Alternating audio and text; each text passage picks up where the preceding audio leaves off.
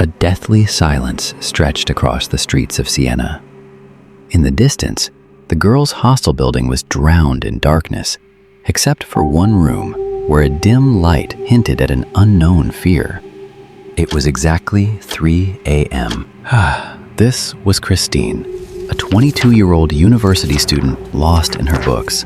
The hostel room felt haunted tonight because her roommate, Elizabeth, had gone home. Everything was silent. Everything was normal, until that unnatural sound came from the door. At first, Christine thought maybe someone passing in the corridor was playing a prank. She shrugged off the suspicion and lay back down. After all, who would come to visit this late at night? But exactly 10 seconds later, the same sound came again. But this time, there was a stubbornness and intensity to it. Christine's heartbeat became irregular. Terrified, she went to the door and peered through the peephole with a trembling eye. But there was no one outside. The corridor was completely deserted. Only the white glow of the tube light remained. She gathered the courage to open the door. There was nothing in front of her. Just a gust of cold air entered inside like an unknown shadow. Christine hurriedly closed the door, engaged the double lock, and immediately turned off the lights and lay in bed. The clock hands showed exactly the same time, 3:04 a.m. Christine was in a deep sleep when suddenly the same knocking was heard again. This time, there was a strange, terrifying consistency in the sound. Christine's throat went dry with fear. She gathered courage and looked through the peephole again. The same emptiness. But just then, the light at the end was flickering rapidly, as if someone had just passed by. A terrified Christine told the hostel warden the whole story of the last 2 nights. The warden laughed it off, saying, "Oh, maybe some girls are playing pranks. Ignore these things." Christine left, disappointed and under the shadow of fear. Tonight, Christine decided she would expose this secret. She first tested her mobile camera on herself to make sure it was working properly. Then she set the camera to recording mode right in front of the door and went to lie in bed. As soon as the clock struck 3, that unnatural sound began coming. But this time, along with the knocking, there was another sound. The sound of something heavy dragging, or someone pulling something on the ground, right on the other side of the door. Christine's body turned to ice with fear. She looked through the peephole with trembling hands. There was only pitch darkness, as if someone had blocked the view from the outside.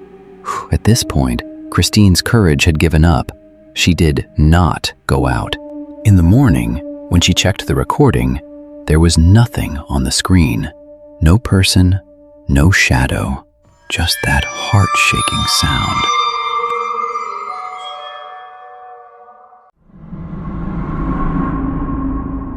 This time, Christine forced the warden to come to her room so she could see everything with her own eyes.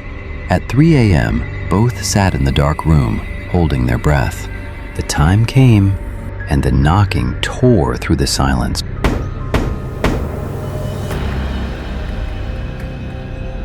The warden lunged towards the door with lightning speed and threw it open, but the corridor was empty.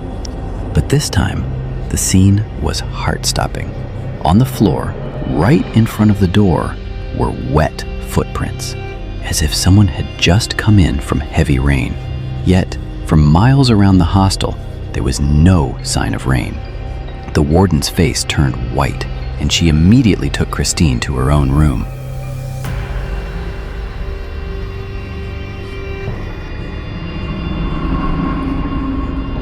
Christine had given up. She had decided to leave the hostel. While packing her things, suddenly her gaze fell on the door. A shadow was moving there. When she tiptoed a little closer, what she saw made her goosebumps rise. Through the slight gap under the door, a living eye was looking inside. Seeing this sight, Christine lost her senses and screamed loudly. She yanked the door open, and death was standing in front of her. An extremely old woman, wrapped in dirty white clothes, her hair wet and scattered, and her lifeless eyes were staring straight at Christine. The old woman didn't say a word. She just kept looking at Christine, and then slowly turned and started walking back into the corridor. She disappeared into the darkness at the end of the hallway, moving at a strange, unnatural speed. When the hostel staff checked the security cameras, at that specific time, the screen was completely black, a full 2-minute gap, as if time had been erased from there. Christine left that cursed hostel right then, that very night, and never looked back.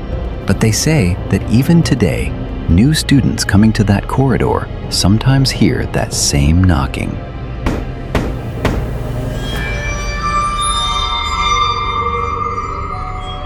At 3 a.m.